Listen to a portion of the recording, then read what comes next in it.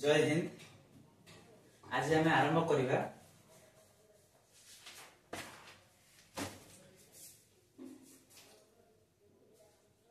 विपर्जय सुरक्षा विषय।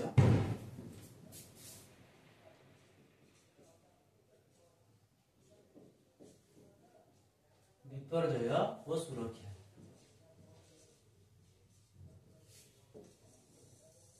विपर्जय सुरक्षा विपर्जय क्या एवं सुरक्षा क्या आज आम जाना। विपर्जय विपर्जय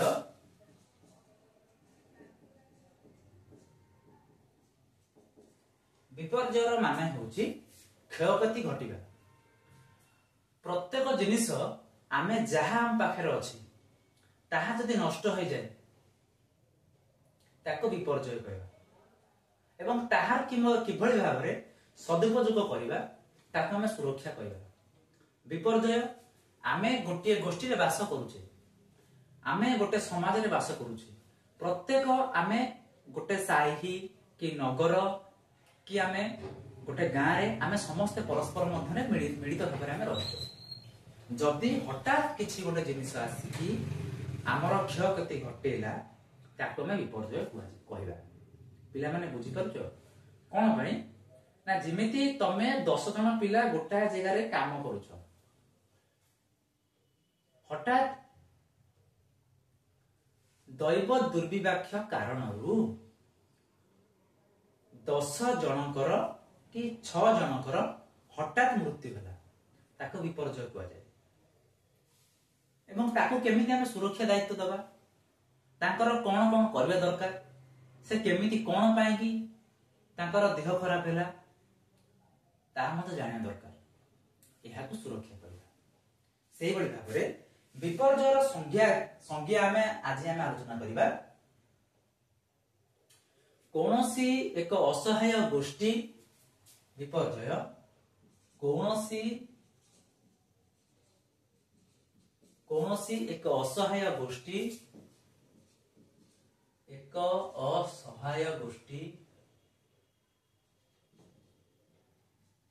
कौनसी एक असहाय गोष्ठी उपरे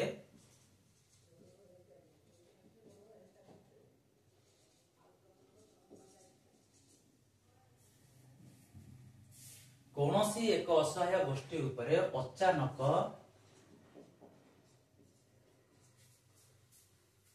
विपदपूर्ण घटना पड़िले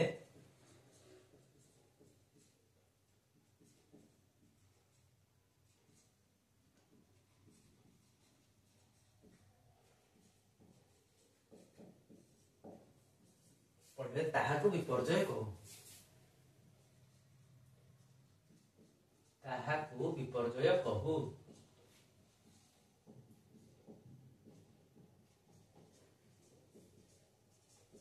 पिला माने बुझी पाइल विपर्जय कौनसी एक असहाय गोष्ठी उपरे अचानक विपदपूर्ण भावरे घटना पड़िले ताहाको विपर्जय कहू। बुझी पारुछ? ठीक से परी तुम देखो चित्र दिखाई थबो गोटे गोटे तुमर बही देहरे गोटे चित्र अछि। सेही चित्र देहरे कोन हिची ना गोटिए गाँ रे अचानक भावरे पानी मारी आसी। तुमर साही एही साही रे हठात कोन करिछि ना वर्षा पानी मारी आसी। वर्षा पानी मारी आसीबार तुमर कोन हला ना तुमर घर भांगी जाईछि, तुमर गाई गोरु जो बास करूथले ता मध्ये भांगी जाईछि, किछि गाई भासिकी पड़ैछंती। फलरे तुमर घरे थिबा आसबा जिनिस पत्र सबु बुडी जाईछि एवं सबु किछि नष्ट हो जाईछि। ताहाको विपर्जय कुहा जाय। पिला माने बुझी पारलो? ठीक सेही परी विपर्जयर कारण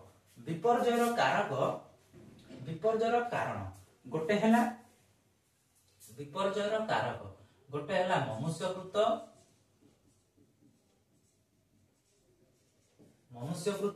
आ गोटे हला प्राकृतिक। एक रे मनुष्यकृत, दुई रे प्राकृतिक।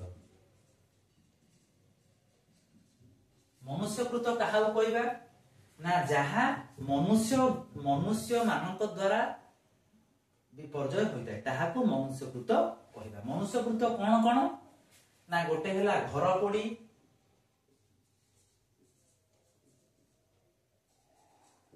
गोटे है घर पोड़ी, द्वितीय है खଣି खनन।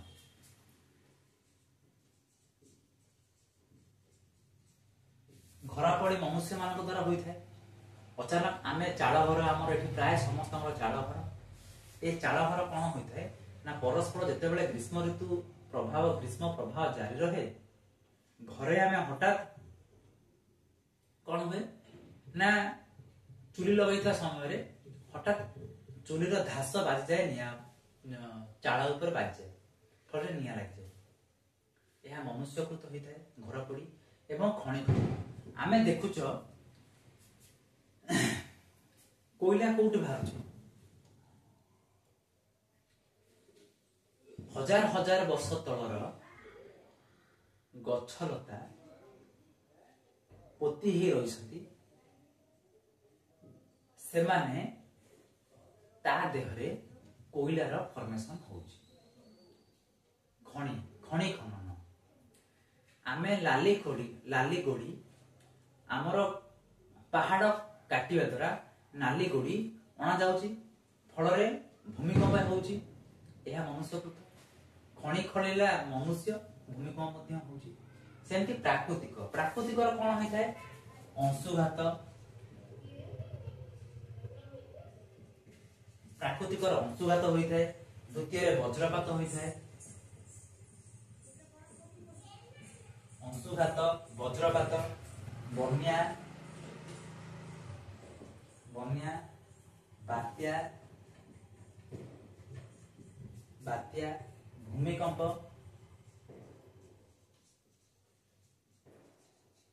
भूमिकंप सुनामी।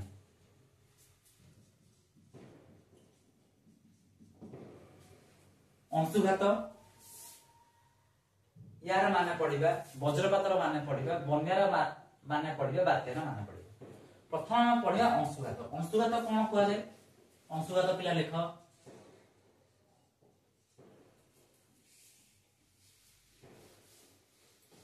अंशुघात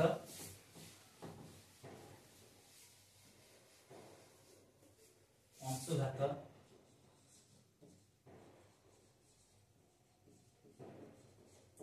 अंशुघात ना अत्यधिक ग्रीष्म प्रवाह जोगु, अत्यधिक खरा जोगु, मु साधारण सरल भाव में बुझाई देबी। अत्यधिक खरा हेबा जोगु बा ग्रीष्म प्रवाह जोगु देहरे जलीय बाष्पर परिमाण, देहरे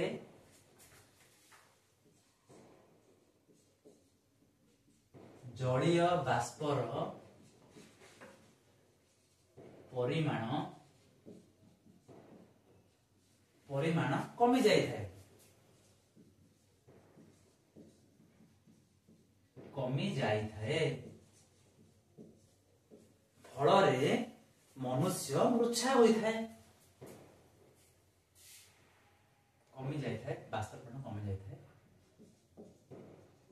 फल मनुष्य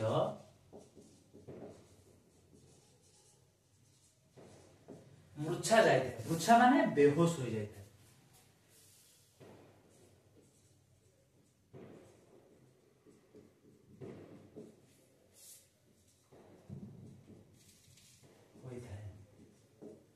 एवं दुर्बल लगी थाए,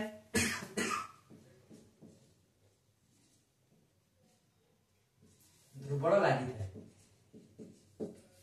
ताहाकू अंशुघात कह। एहाकू अंशुघात कह।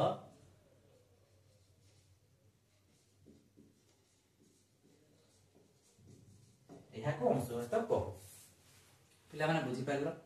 जिते बेले आमे ग्रीष्म दिन रे आमे साइकिल रे जाउछु, हठात खरा जोर होउछ, आमे साइकिल रे जाउछु।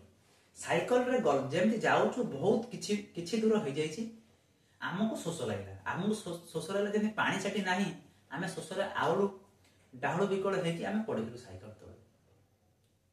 कोन माय पडिगलु? जेहेतु हमको पानी मिलला नै।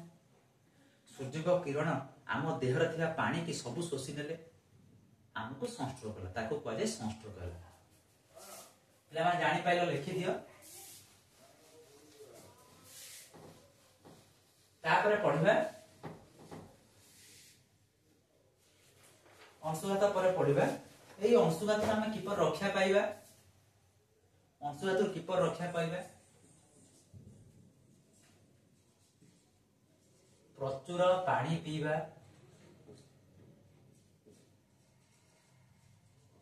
प्रचुर पानी पीवा छता जोता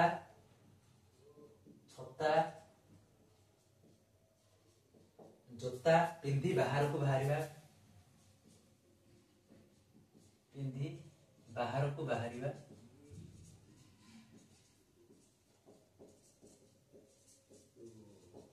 छता जोता पिंधी बाहर को बाहरिबा एवं टाण खरा समय रे घरु बाहर को बाहरिबा नाही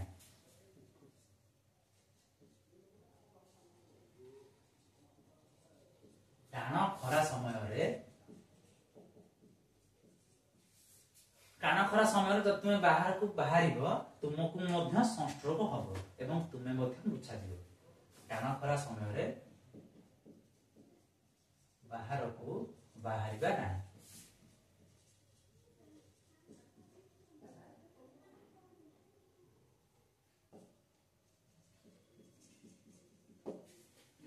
बुझेला टाण खरा समय रे बाहर को बाहरिबा नाही बुझी पारिलो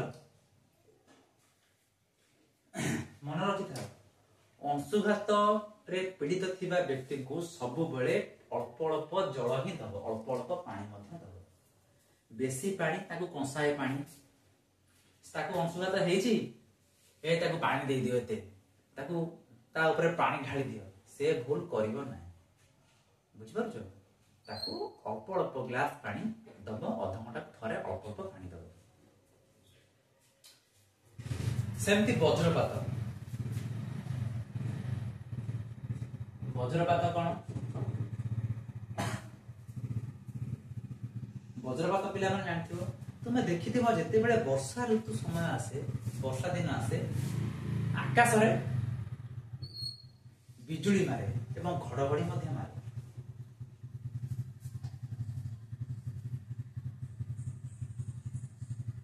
यह केमिति होई थाए ना साधारणतः वर्षा दिने तुमे माने आकाश रे हठात आलोक रो बड़ धरणर शब्द सुनिथिबो यह को बिजुली और घड़घड़ी बा वज्रपात करी कहै वायुमंडल ऊपर और तल जल कणाबाही एवं वायुर घर्षण फल रे यह होइथे परस्पर वायुर संघर्ष रे वज्रपात होइथे हला कोन लिखा है ना वायुमंडल ऊपर और तल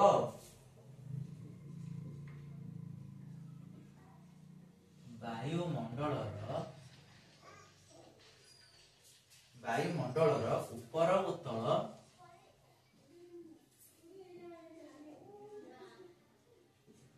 ऊपर और तल जल कणाबाही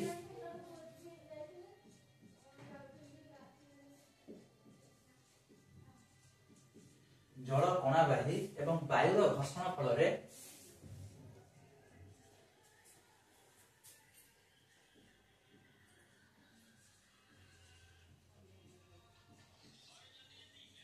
वायुर घर्षण फल रे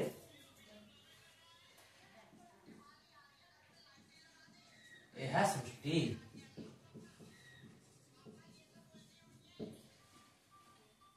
सीधा कथा वायुमंडल ऊपर और तल जल कणाबाही जेते बेले खरा दिन आसे सूर्यकर किरण नदी गाड़िया पोखरी समुद्र धेरे पड़ी थाए एवं सेही खरा दिन रे ग्रीष्म दिन रे से जलकणा संग्रह करके ऊपर रखि थाए निजर स्टॉक माध्यम रे सूर्यकर आमे जेमति हमहु शोष लागुची आमे पानी पी देउछु कि बोतल रे पानी रखि देउछु बैग रे सेमति सूर्य मध्य जल कणा गुडी को सुरक्षित भाव रखि थाते एवं ताहा वर्षा ऋतु ଆସିଲେ ତାହା ମଧ୍ୟ ସିଏ ତାକୁ ବ୍ୟବହାର କରନ୍ତି ଏବଂ ତାକୁ ଢାଳନ୍ତି। ସିଧା କଥା।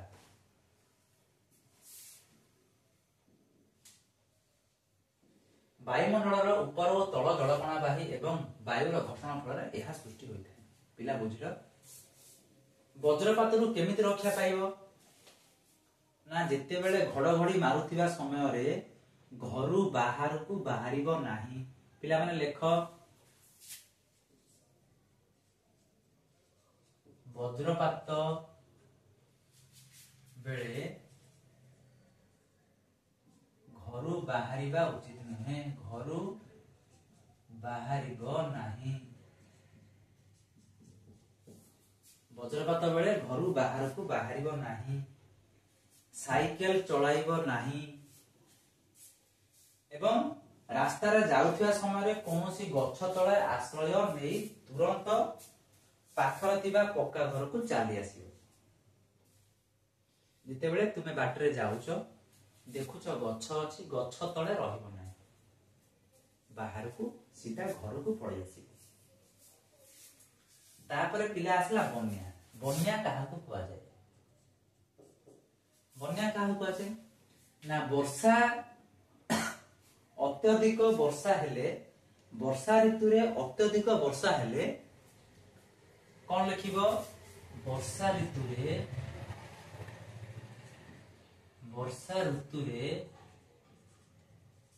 ଅତ୍ୟଧିକ ବର୍ଷା ହେଲେ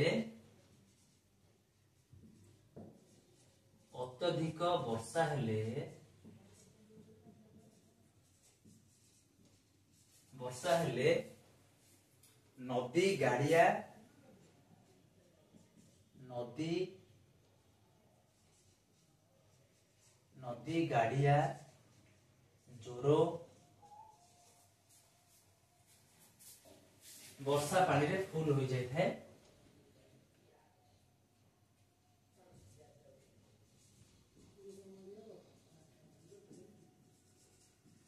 ନଦୀ ଗାଡିଆ ଭର୍ତ୍ତି ହୋଇଥାଏ ଏବଂ ଏହା ଘର ଆଡକୁ ମାଡି ଆସିଥାଏ।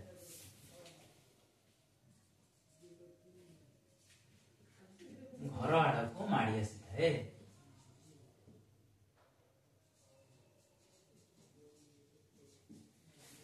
ବର୍ଷା ଋତୁରେ ଅତ୍ୟଧିକ ବର୍ଷା ହେଲେ ନଦୀ ଗାଡିଆ ଜୋର ଭର୍ତ୍ତି ହୋଇ ଘର ଆଡକୁ ମାଡି ଆସିଥାଏ। ଏହାକୁ ବନ୍ୟା କୁହାଯାଏ।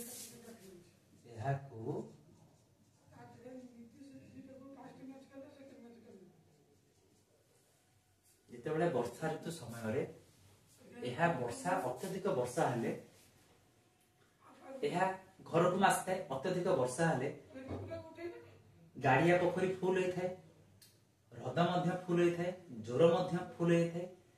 ଅତ୍ୟଧିକ ବର୍ଷା ହେଲେ ସେ ପାଣି କୁଆଡେ ଯିବ? ଆମେ ଯେଉଁ ଜାଗାରେ ରହୁଛୁ ତାହା ଫୁଲ ହୋଇକି ଆମ ଘର ଭିତରେ ପଶେ। ତାହାକୁ ବନ୍ୟା କୁହାଯାଏ। ବନ୍ୟାରୁ ଆମେ କେମିତି ରକ୍ଷା ପାଇବା? ନା ବନ୍ୟାରୁ ଆମେ